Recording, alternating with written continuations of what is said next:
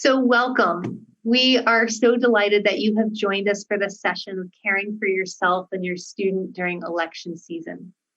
Today, we are joined by Rosan Gomperts, the Director of the Faculty Staff Help Center, and Inge Hansen, our Director for Wellbeing at Stanford and the Weiland Health Initiative. They are going to lead us today in a conversation thinking about best practices on coping with the stress and uncertainty of the election season. So partially thinking about how do we manage our own anxiety and uncertainty during this time period, and how do we work with our students during a time period where they're experiencing the same amount of anxiety and uncertainty we are, but from different locations.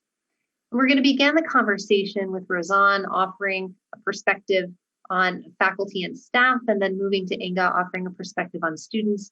And most of our time will really be spent together in the question and answer. So as you're listening, jot down your questions, go ahead, put them in the chat, and we'll begin to have that open conversation together. So welcome, we're glad you're here. Rosan. Great, thank you very much, Tiffany, and thanks all of you for joining this conversation. I just want to let people know who don't know about the Faculty Staff Help Center that we are available. We're a counseling clinic, a free and completely confidential counseling clinic for staff and faculty and family members up to age 25, as well as postdocs. So we are not student facing, we don't see students, but we do a lot of work with staff and faculty around managing themselves and what's going on in their lives. And of course, this has been a very, very difficult period of time for, I think, everybody worldwide, certainly nationally. And then California's had its own difficulties around wildfires, and it's been very, very challenging for, like I say, most people. Always good to be grateful for the things that hopefully most of us have to be grateful for. And yet, it has been a very difficult period of time. And the election, most people that I certainly know and talk to are pretty anxious about what's going to happen, no matter what side of the political spectrum one might be on, or right smack dab in the middle. Just the concern about what will happen, no matter what, after November 3rd. So how to manage this kind of anxiety is very important. And certainly how we manage ourselves has a lot to do with how we're able to be present for other folks. And I think most of the people on the call today are joining because they want some support in how to manage conversations with others. And we will definitely get there, but important to talk about how do we take good care of ourselves. So there's some important things to think about. So first of all, know your resources. So the Faculty Staff Help Center is a resource. The Be Well program is a very good resource for staff and faculty at Stanford for their both physical and well-being courses that they offer. So those are good things to know about.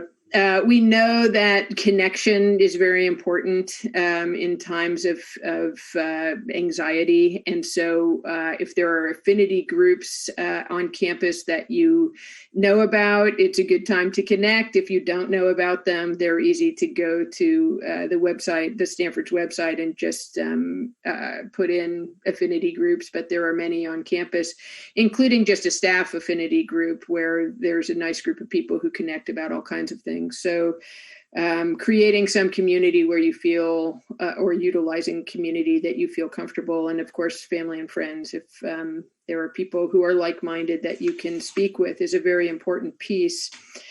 So part of taking good care of yourself is having insight about where you're at to begin with. And many of us are extremely busy and maybe don't pay enough attention to how we're doing. So I think breaking that out in terms of how are we doing physically? Are there signs and symptoms that we're overstressed or burnt out or highly anxious or mildly depressed, or any of those and other issues can appear physically as a lot of muscle tension, a lot of headaches, even dizziness. I mean, just physical symptoms that we need to have insight about and think about. There are cognitive signs. Are we forgetting things, including words, which happens to me some, but keys we can't find, those kind of cognitive symptoms of being overstressed. Of course, behavioral symptoms. Are we getting irritated more easily? Are we withdrawing from people because of our anxieties? Or so those kinds of behavioral symptoms are pretty common. And then emotionally, just how are we feeling, right? And then there's this other part that's more philosophical, that for me, it's important. So physically, I mean, and I wrote about this early in the pandemic, that I think it's a really good idea for people to be checking in, like how they're feeling when they wake up. And many people talk about how they wake up with a feeling, kind of a vague feeling of dis-ease.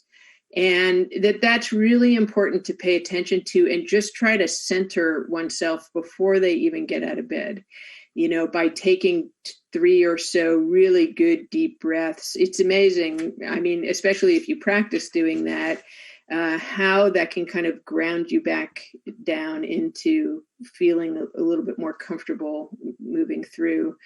And certainly also being careful about how much news people are ingesting.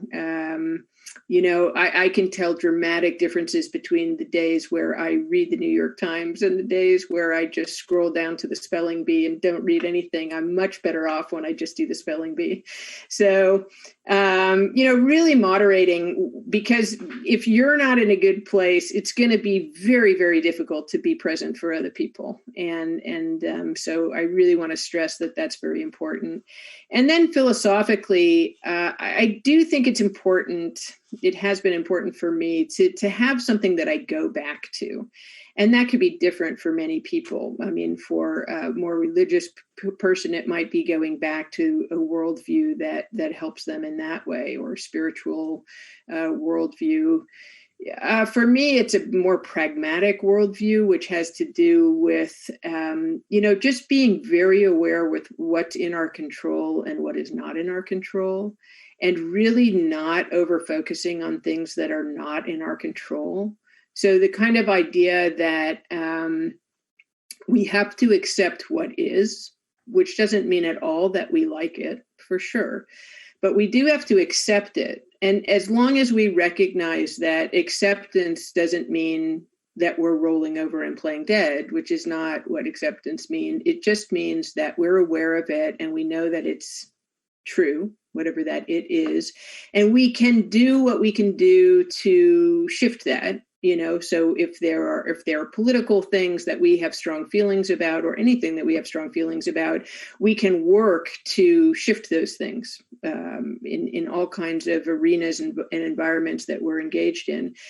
But it is very important to start at a point of just accepting that this is the reality right now. So that I have found quite helpful. And then I recently have tried to recognize that certainly the news, tends to communicate about the edges of things, and that it's helpful for me to really think about people with a very different worldview than I have, as people and ideas that I want to be interested in, that I really don't understand, that their life experience is so different than mine, and however they got to where they got to, and however I got to where I got to, all have narratives that, tend to make sense, and that it helps me normalize and not villainize difference, of any sort. And there's plenty of that going on without me getting engaged in it. And then also, just the last thing I would say that has been helpful for me is the idea of politics as something to look like there is a cognitive content to it, of course, but there's also an intensely emotional level of content to it. And if we get to the emotional content, and process that goes on, that, can remind us of a lot of other things in our lives, emotional states in our lives that we may have found ways to manage differently. And so just sort of, I'm not sure, maybe people will have questions, but I've been thinking about that lately, and it's helpful for me to recognize that in almost all arenas of in my life, I want to feel emotionally skillful. And that's an important thing for me anyway, to bring to the idea of elections and politics, that I want to be skillful about it. So I think until we get questions, that's what I have to say. Inge, I'd invite you to present. Hey, everybody. So I know many of you, but I'm Inge Hansen. I use she, her pronouns. I'm the director of the Weiland Health Initiative and Wellbeing at Stanford, as Tiffany mentioned. And for those of you who aren't familiar, Weiland Health Initiative promotes mental health and well-being across all genders and sexualities at Stanford and beyond. So clinical services, training, advocacy, things like that.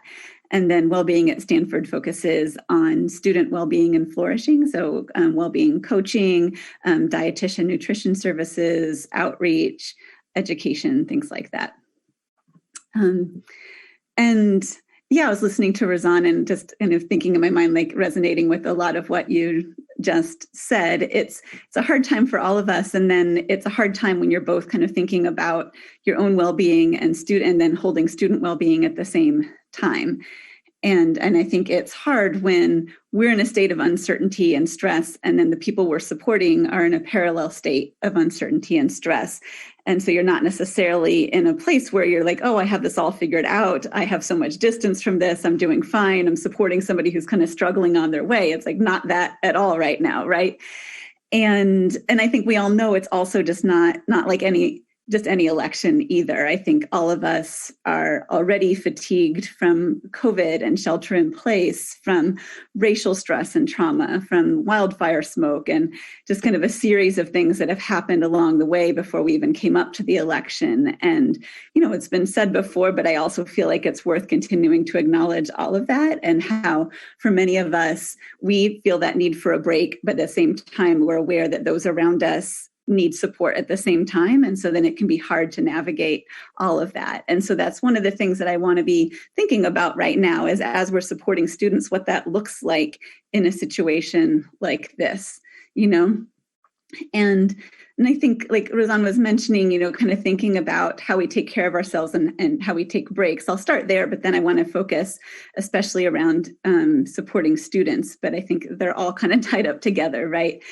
But I think just noticing, especially for those of you who are in helper roles, whether that's as a staff in your job, whether that's also because you're caring for family or kids at home or whatever, just kind of noticing, when do you need a break, and thinking about that beyond just kind of like when you might need a vacation, because not all of us are able to do that right now. And so maybe also thinking creatively about what a break might look like. So it could be the 3 breaths that Rosan was just mentioning, taking in the morning. So it can be like a 2-minute break, or the news break also mentioned, right? Like, when do you need to really think about how much news to take in each day, or to talk about with people in your life, or what kind of conversations you're having, whether it's at work or home or whatever, like what do you need a break from?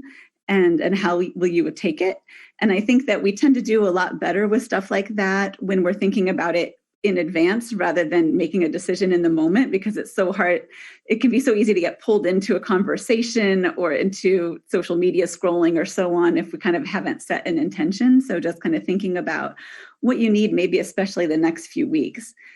And I think along those lines, also preparing for the likelihood that we won't know an answer on November 4th. And so that there may be this time of uncertainty that we're experiencing right now may stretch for quite some time, right? We might be kind of sitting with this and dealing with this for a while. So we are kind of thinking about how we sustain ourselves and our students for a marathon rather than a sprint, So even though the election's quite close, answers might not be. And again, how do we hold that for ourselves, but also for students, and for a situation where they may be, less accustomed to what it feels like to have that kind of uncertainty and so on, even though it's kind of a new situation for all of us. And so I think a few things to think about specifically with students is, one is just kind of diversity of student experience. And what I mean is, like, as we already know, not everyone will be voting against Trump. I think, like, we certainly have a campus that's the majority leaning, but not everyone. And so kind of how do we hold that, especially if we have very strong personal feelings one way or the other, and also that not everybody is able to vote. We have plenty of students who don't have that ability or that right, either because they're international or undocumented or other reasons. And so kind of what that means kind of in conversations, just kind of thinking about holding different experiences in a space as you're a support for them. I think also thinking, especially for those of you who are in a faculty role, that you might get some requests from students either to be excused from class the day of the election or the day after, or you may get requests afterwards for accommodation of some kind based on the stress that students are experiencing. And so I'm just mentioning that because it might be helpful to think ahead of time about how you might respond to those requests if you haven't already received them. Might it be helpful to have a policy in place in advance, or like some kind of guidance in your mind for how you might respond to that stuff as it comes up, or if you're in a staff role supporting students, how you want to kind of talk with them about how they take care of themselves, like for students who might be making those requests, how you want to help them kind of think through what they need and when. Another thing is, I know a lot of people, and I think we'll probably talk about this quite a bit more moving forward, is just like when and how to talk about the election with students. And I have had conversations with a bunch of students around this. And so I'll mention a couple of things that I've heard from them and then go into some resources that are available. And then maybe we can have more discussion. But I think what students have really asked is that we acknowledge the election, right? That it's like such an elephant in the room if we're not saying something around it. And then I think for some of you, you're in situations where it might be connected either to something, if you're faculty, that's actually content related in the classroom, or if you're a staff, it's on the table anyway because people are bringing it up. It's a conversation you're having. But students, for the most part, have asked to not have like big process conversations or debates related to the election while in the classroom. And I think that for many of them, that's because it doesn't necessarily feel like a safe environment, especially with an election that's so fraught and so divisive, to kind of open up something that might be deeply emotional for them, and then not necessarily have a way to kind of close it back up, or opening up in a space that they have to be kind of their academic or professional selves.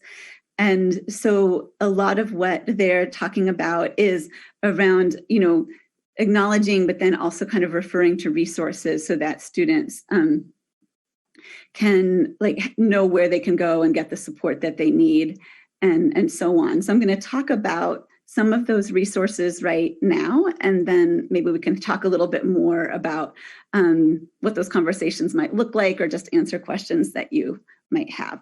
So give me just a moment. And so this is the first one I wanted to share with you. So this is, and many of you were probably notified around this. This is kind of the newest thing, this Stanford election support website. So if you haven't already taken a look at it or navigated around it, just recommend looking at what's here. There's a section here, especially for students and postdocs, including dealing with election stress. There's a section for faculty and staff. And then there's also a listing of events here that you can take a look at. I'll talk a little bit more about events too, so you can be aware about what's happening for students. I also want to mention the Stanford Votes website. One of the main differences between these two is the elections website is more staff created, or kind of official university created. The Stanford Votes is a student created site, and it was created a little bit earlier. And on here also you'll see that There's a bunch of resources, but it does include toolkits. There's a toolkit for faculty, one for staff, and one for students. I'll just give you like a sense of those. I think it's under more resources, so you can see all of that. On this one, the resources are a little bit more focused on encouraging voting, but there's broader resources also, so you can just kind of take a look and see everything that's there. And again, this can both be kind of for your own support and well-being, and it can also be for kind of thinking through some ways to support students. And then the last thing I just wanted to share in terms of sharing screen is the red folder, which some of you may be familiar with from previous, and this is not specific to the election, but for those of you who might find yourself in conversations with students who are experiencing distress, students that you're trying to think about, oh, do I refer them to a resource? If so, what and when, and how do I talk to them about it? So many of you may have seen this before, but I just wanted to highlight that there is an edition that's online right now that's kind of specific to this time in our lives, not election specific, but specific to COVID, virtual working and learning environment, and just kind of the context that we're in a broad sense. And so this, in very small font, has a lot of information about kind of making space for students, having different conversations with them, and how that conversation might go. And so I think it might be a good time to just kind of have this bookmarked or have it kind of handy, or just review it in advance so that there's things you can pull from it if you end up having that kind of conversation, that you can feel well equipped for that. And I noticed that we have a few different things coming up in the chat that I haven't read because I've been talking. So maybe I'll pause there and we can go into a more interactive format. And I can also expand on some other pieces. Oh, actually, before I do, I did say I was going to mention events. So I just want to talk broadly about some of the specific resources that exist for students before we go into more conversation. So I think the most reassuring thing I can tell you is that there's a lot of them. There are tons and tons of resources and events for students around supporting them during election season right now. You might not have heard about all of them, and there's some of that is actually, there's a reason behind it. So what's happening is that there's going to be some resources and events that are for everybody, and that students can sign up to get support in individual or groups or so on. But a lot of the events that are here to support students during election season are going to be community specific, which is why you may or may not have heard about them. Students have requested that specifically because they have felt that the best way to have conversations where they feel safe and supported is in their own communities that might already be familiar to them, that might be of shared identities and so on. And so a lot of the events that will be happening are actually collaborations between the community centers or kind of specific communities and those of us in this newly formed group called the Vaden Flourishing Alliance, which you can just think of as like the outreach arm of Vaden. So there's going to be specific events for grad students, for FLY students, for queer students, for students of color, and so on. And each of those is going to be really customized to what that student community or group has said that they want and need right now. And then in a broader sense, there's going to be hours both offered through CAPS that students can sign up for. They're not clinical hours. They're really just kind of like single individual sessions to kind of talk about election stress that they can access really easily. And then Wellbeing will be offering a similar thing where there will be coaching hours just for students to deal with election stress and support and so on. And then all the events that are kind of broader for student community we'll be sharing through student affairs and getting some of those posted on the sites that I just showed you.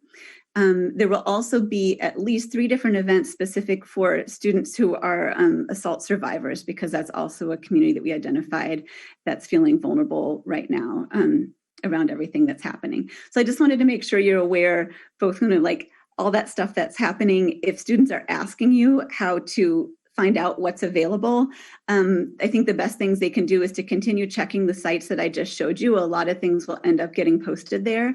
And then for some of the ones that are community specific, we will be adding those to like the community listservs. And then the Vaden Flourishing Alliance has a weekly email list that goes out to a lot of different listservs. You can join that and become a subscriber. And we're going to do a special election edition next week that just talks about a lot of like events, resources, maybe even make a video or two about what's available. Okay, I'll stop talking now so we can go to the Q&A. Rosan and Inge, thank you so much for providing that overview for us. We've had one question in the chat. Part of that has to do, I think, with some more communications from the university. But I think there is this general concern about how do we respond to students when they ask for requests. And there might be some guidance in your department or from your dean, but it might be that we're being asked, or SSOs are being asked, to be able to manage or navigate this. So I'm wondering if you could offer some advice on if a student does request an absence or an extension or an accommodation, what are the best ways to receive that and perhaps discern what your response might be?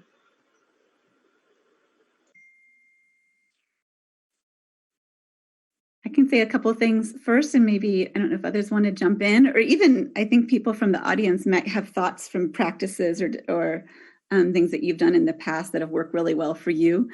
I think in my mind, just that part I was talking about before, just like thinking a little bit in advance about, rather than specific to a student, if there's an overall policy that you might be able to follow that you can point to. And so if you want, like any student who needs that time, can you make it available to them?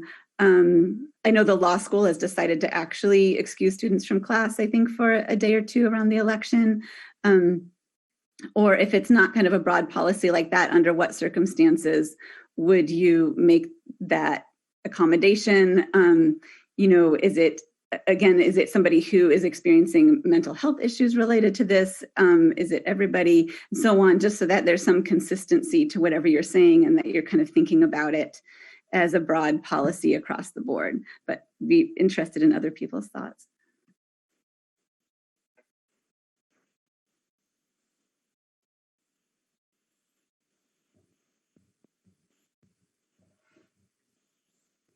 So the question came of whether or not there's a university-wide plan for how to reconcile election week with also being week 8 with the withdrawal deadline. I will have to say that we've been talking about that. So one of the things that folks may or may not know about this is that the election website and this webinar that we're doing today are part of a university-wide initiative for election support. And so there's a committee that encompasses work around academic engagement, faculty staff support, student support, security, and then kind of thinking about community care and community engagement. And so those questions have been raised, and people are beginning to think about what solutions might look like and how we can manage that. And I think that the registrar's office has been in conversation about that. So I don't have a decision, but I will make sure that we send it back to the committee so that we can make sure that the communication goes out more broadly once a decision has been made. Please feel free to type your questions into the chat, or you can feel free to unmute yourself.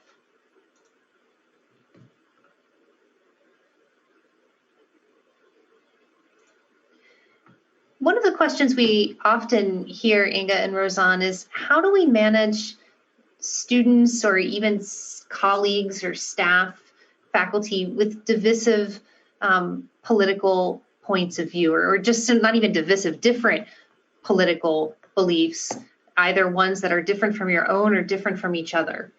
Do you have some advice for that situation?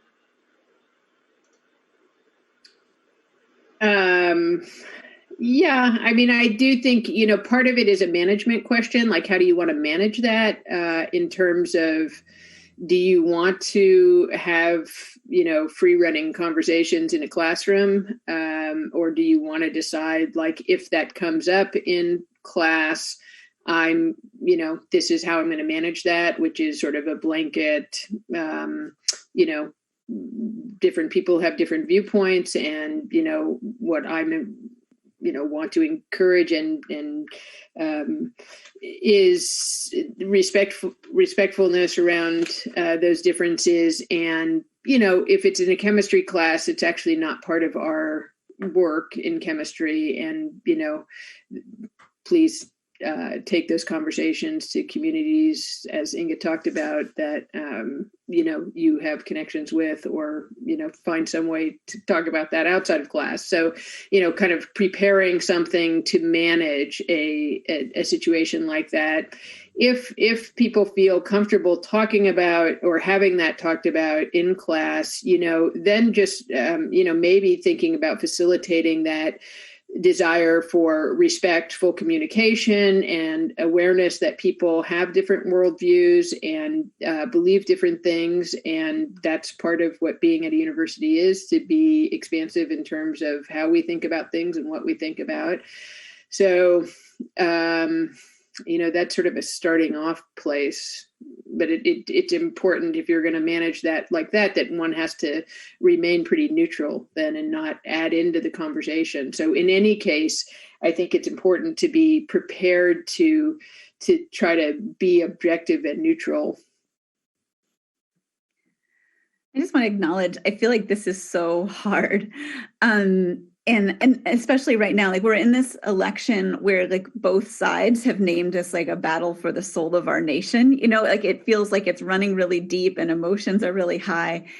And it feels like such a tough ask, even though it's necessary to make space, for multiple points of view and political beliefs right now. And then Stanford's official stance has to be essentially election neutral because of being a nonprofit organization, right? It's kind of a requirement of the institution. And yet I think many of us feel anything but neutral currently. So I think part of what I want to do is more like acknowledge than advise, and just kind of say, like, those of you who are having conversations with students who might be in a completely different end of the political spectrum than yourself, just like how challenging that can be to make that space and hold that space, even if you need to do it. And in a classroom, I think, great points that I think Rosan was just making about kind of thinking in advance, like how you want to structure a conversation and whether it even makes sense to get into some of these conversations. In some classrooms, there might be room for that. And in others, I think one thing I've heard from students that's been really positive is conversations that's like acknowledging the election, but not getting into a debate around it, right? Kind of like acknowledging the context that we're within which we're having any other conversation. And one thing that some students really liked historically was when there is some connection to the lesson that's relevant to the lesson itself, that doesn't necessarily have to get into the content that you might feel the least prepared or equipped to go into, whether emotionally or otherwise. So one example that students really liked or have cited around that was, well, this summer, when we were having the conversations around George Floyd and Breonna Taylor and just kind of the degree of racial unrest and anti-Blackness that had become so apparent in our country, a professor in a French class used the time and just kind of shifted the curriculum to talking about, racial strife in French-speaking countries over the years, and used it as kind of like a history lesson or a cultural lesson that felt very relevant to students, because it was kind of like they couldn't not think about this. But I think it also allowed there to be a conversation about it that wasn't necessarily so close to home that people felt so triggered that they couldn't engage in it. And so I think that sometimes there's also creative ways through that where we're acknowledging, but that we're not necessarily getting into the opposing sides directly, since that can kind of go down devolve so quickly, let's say. And so I think all of that, and then just kind of thinking about what you're up for, again, kind of what your own limits feel like and what you have capacity for, given how fraught this is. Yeah, and I would just add, thanks, Inge, that makes tons of sense. And also that good active listening can get get us quite far.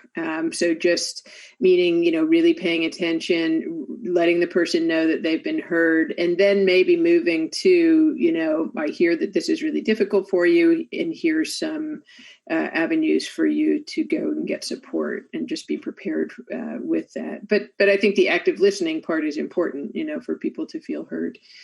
Certainly on an individual basis and group wise too. I mean, you could, if it's appropriate, you could, let people speak a little bit, I suppose, and just then say, okay, well, we certainly hear that people have strong feelings about that. That makes sense. I think we're all affected in that way. And I just want to, give the resources for people to get support for themselves.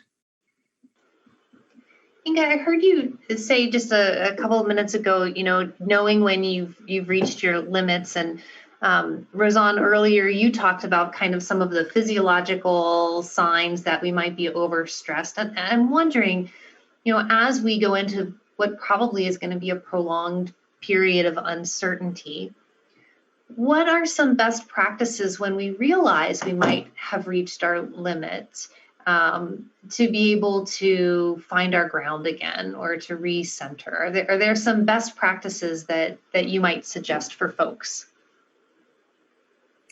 Well, I could send people to our website where we have a bunch of very short self-support videos. So I do a mindfulness-based stress reduction meditation for about 4 or 5 minutes, which some people find very helpful. I mean, MBSR in and of itself is an extremely grounding sort of thing to practice.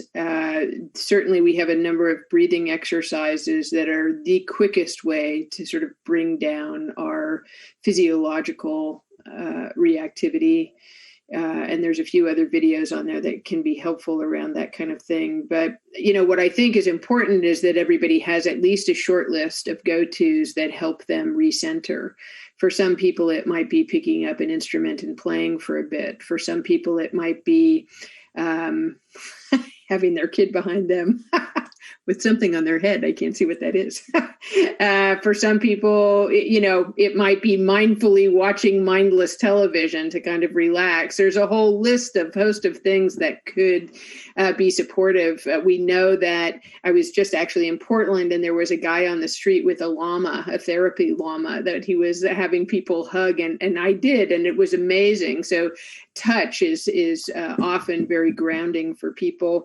But again, just a short list of things that are go-tos. For many people, walking around the block and just doing a kind of mindful walk where whenever their brain goes to the thing that's stressing them out, they redirect and just pay attention to what they're seeing on their walk, for instance.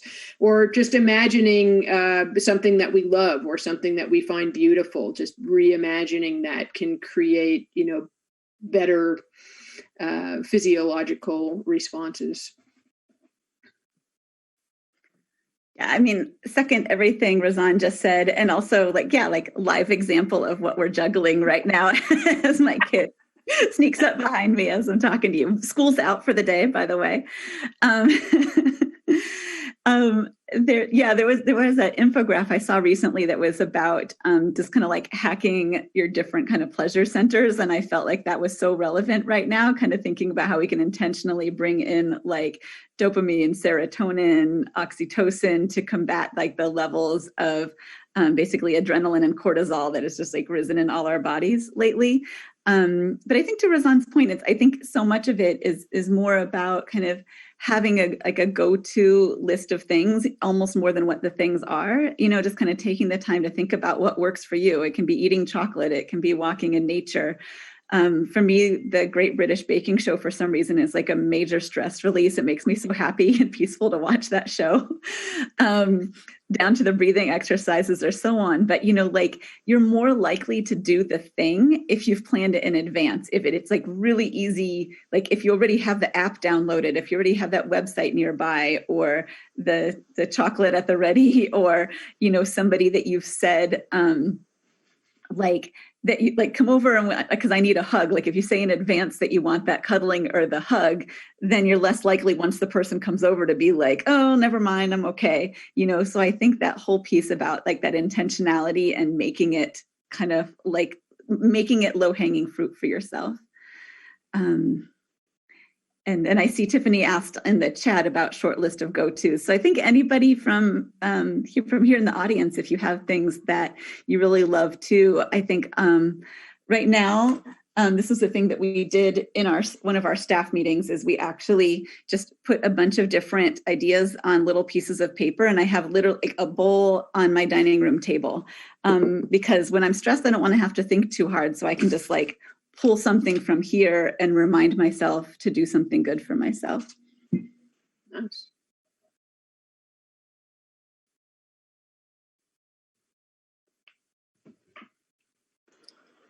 All right, we can gather a good list of good shows to watch.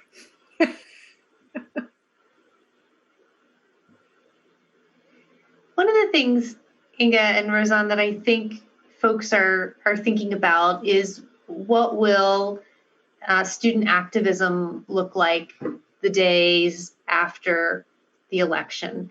And I'm wondering if you have some advice or suggestion around how, as a staff or a faculty person, you might respond to students, either their requests for you to join a protest, or if you're concerned about students who are protesting, they might not be in this area, but we have students all around the world.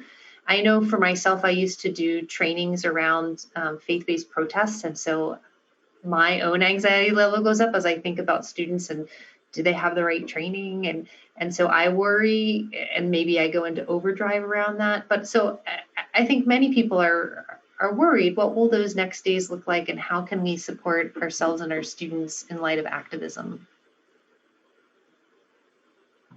Thanks, Tiffany. So I think one thing I just want to give a shout out to Snehal, who is on top of this. He is gathering a group of people on campus. He's in charge of student activities, and has pulled together a group to think about student protests, what the responses might be, and so on. So I guess one thing I want to mention, similar to kind of like the soothing idea that there's a lot of resources out there to support students, there's also a lot of people thinking about student activism and protests right now, that there's like people on top of it, which means like you may not have to be. Right now, there's very few, if any, planned protests. And so, but that doesn't mean there won't be protests, right? I think it may also be that students are just waiting to see what happens on November 3rd and then like respond accordingly. But I think a few things to think about is with protests is whether, like with any protest, whether you're participating as a Stanford faculty or staff or as an individual, kind of as a private citizen, so to speak, because that might be a different role. There are some of us who are going in an official capacity, and that means that we have a role that's kind of determined for us in terms of what we say or do or don't say or do. If you're coming just as a person that's in support as an individual, there's more freedom in that role, right? And I think it can be kind of similar with petitions. I think all of us, depending on our position and role at Stanford, have slightly different freedoms or parameters around what we're able to do or not do. For myself, that's shifted over time, not because anybody told me that, but because I think we've just kind of come to a point in the university and our nation that I've decided to use my voice, whether or not there's more risk involved. And so there's things I'm signing now that I wouldn't have signed in the past. But I guess I want to acknowledge that if you're doing it in a university capacity, there is always some risk involved with that, and that some of you may be in a position where that's a challenging thing to do. And so I think to just be thinking carefully about what role you're coming into, what you've been asked to do or not do, and again, what it means for you kind of in a larger context in your involvement, both. And I mean that both in terms of your job, but also impact on students. If there's something that seems like to be taking a very strong point of view in some area, is it something that would be very important for students to see that you're doing that? Or on the other hand, are there places where it could actually be harmful for students to see?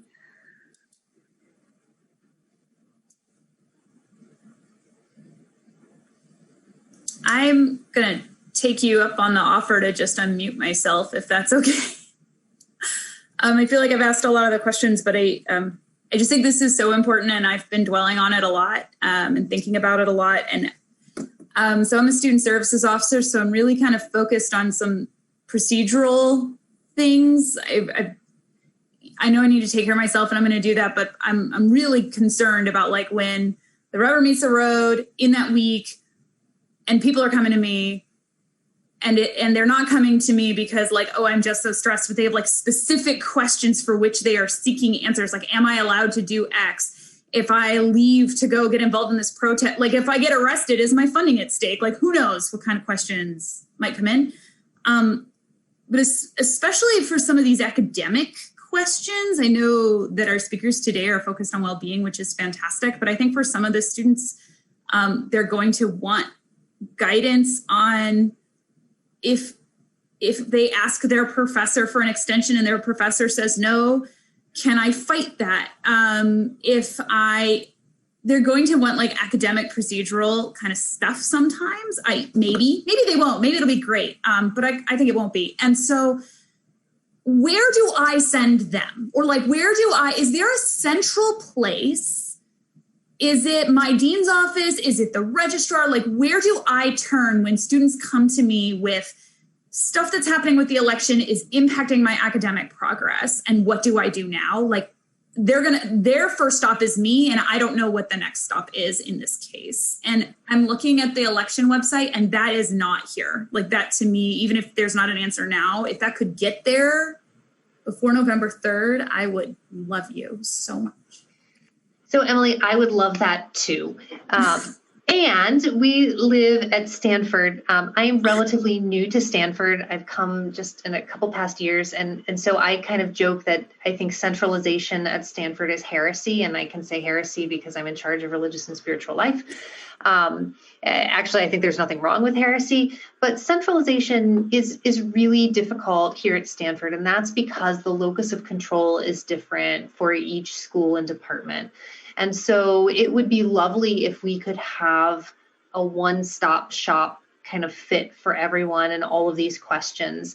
But I think one of the things that Stanford tries to do really well is to provide really nuanced and contextual decisions, and to do that at the locus of control. So one of the things that I would say to you is to talk to your dean's office and to ask them, okay, so here's the list of questions that I think I might be receiving, and just like, like go through just like your short list of like go to helping yourself, like make the list of questions, like this is what I'm anticipating, and who do I send this student to, because I'm probably not going to have the answer, or I don't want to be in charge of making an answer, or I don't want to give a wrong answer, right? And so proactively, I think my sense, and again, I don't sit on the academic side, so I think going to your dean's office would be the best place to get that. I see Laura has put in some advice here that you can send them to their academic advisor if the election's impacting their academics. Yeah, for the undergraduates, it's a lot more centralized. But for graduate students, I think the answer is go to your department, and the department is me.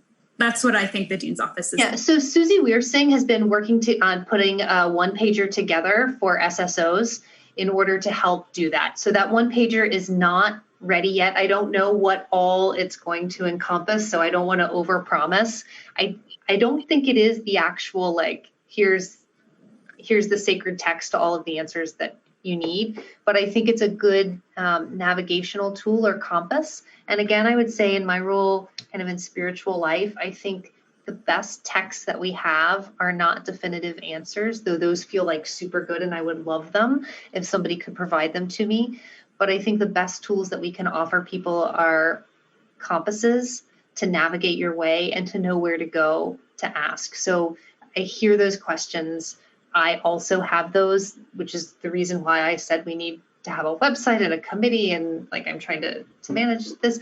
And sometimes we aren't going to have all of those in the right place, but we need to know where to go to ask the questions. So I want you to know, Emily, that I'm going to take your questions back, and I'll reach out to you after this and make sure that I have a better sense and that I have the right answers for you. And I think for many people who are listening. So folks who are listening in or who are going to be listening to this as a recorded version later on, the Election Support Committee, you can access that by either emailing the two co-chairs. So I am one of the co-chairs, Tiffany Steinwert, and I work in religious and spiritual life, or Deborah Stipek, and she's faculty member and she works currently in Haas and in the School of Education. And so for the two of us, if you have any questions about what the committee is doing. If you have questions that you'd like to be answered, you can email them to us, and we will be certain to get back to you and provide you, if not the answer, that compass or that tool to know where to go to look for that answer.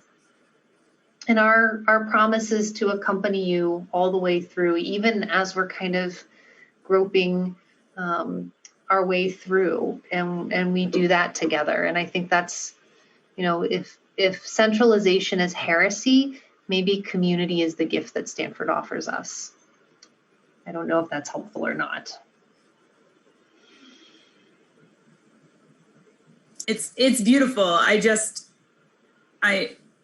am very, I am personally, my number one source of anxiety is that there's going to be questions where I have no idea where to go. And everyone I ask, it just points back to the department. And then the faculty ask me, well, what's the norm? Like, there is no norm. We're making it up as we go. We're laying the railroad as on the train. And like, I'm not, this is not something I'm qualified to do. Yeah, so you shouldn't be laying the railroad by yourself as you're driving it. So figure out who's on your team. Who are the people that you can ask ahead of time? Who are the people, how when a student asks you a question, how can you say, that's a really good question. I don't know the answer to that right now. Let me find an answer for you, right? And not the answer, like, let me find an answer for you, and I'll get back to you. Similar to the way in which, I'm responding to you, Emily. I don't have the answer right now, but I can promise that I'll accompany you to help you to find the answer, an answer, or at least the next navigational stop on the way.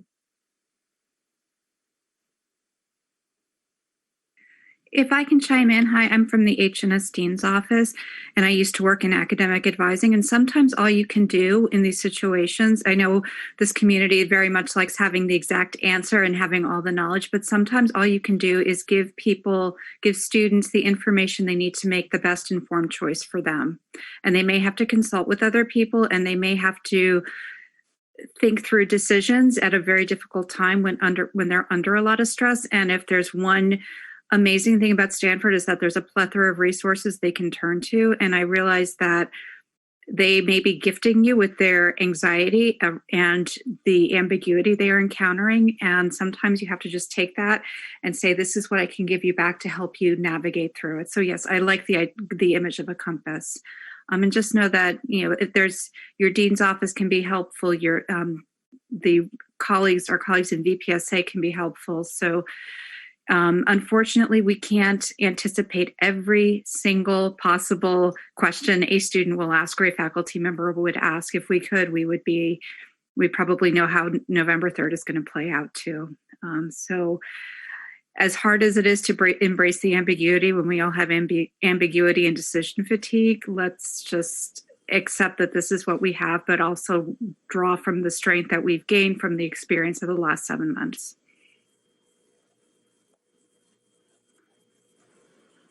Thank you, Laura. That's really helpful.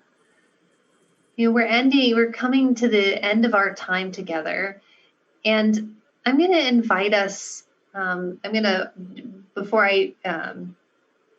invite us to do a breathing exercise together, and then I'm going to invite Rosan and Inge to close us in any last words of wisdom they want. And so the breathing exercise is for us to be able to kind of calm ourselves, and for Rosan and Inge, because they didn't know I was going to ask them to do that, like on Wait, Don't Tell Me, they can figure out if there's a last moment of wisdom that they want to leave us with. But I'm going to invite you wherever you are to sit up straight in your chair. You can't see my chair because of my virtual background, but I'm just sitting kind of on the edge of my chair. And my feet are squarely on the floor. And I'll invite you to roll your shoulders up, try to get them to touch your ears, and then slowly roll them back down and allow them to settle. And allow them to settle just a little bit more.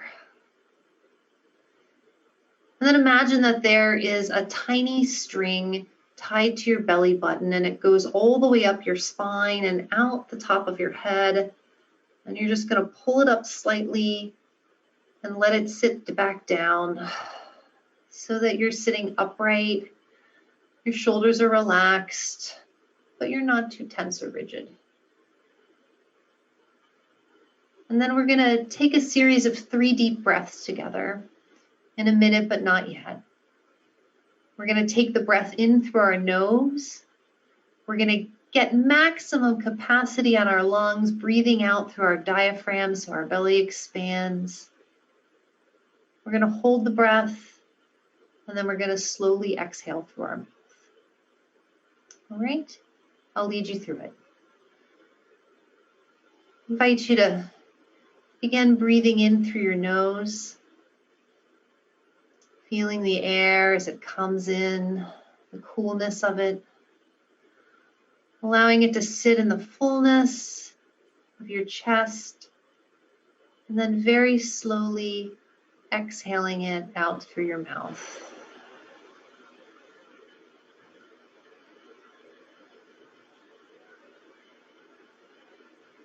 And again, in through your nose, holding,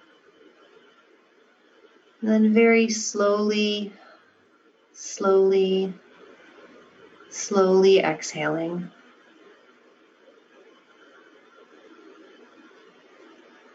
And one last time, in through your nose, this time trying to expand your belly and your chest just a little more than you did the last 2 times. And holding it for a second, and then slowly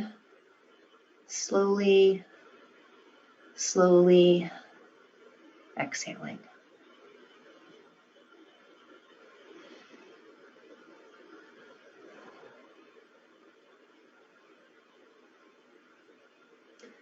Rosan and Inge, I'm going to turn to you for last words of wisdom as we close our session today. Well, I can say that my 98-year-old mother, who lives in a little cottage in my backyard, when I told her what I was doing so that I would come back and see her later, she said, "Oh," so my 98-year-old mother is a Holocaust survivor. And she said, "Well, just tell them this too shall pass, and good usually prevails."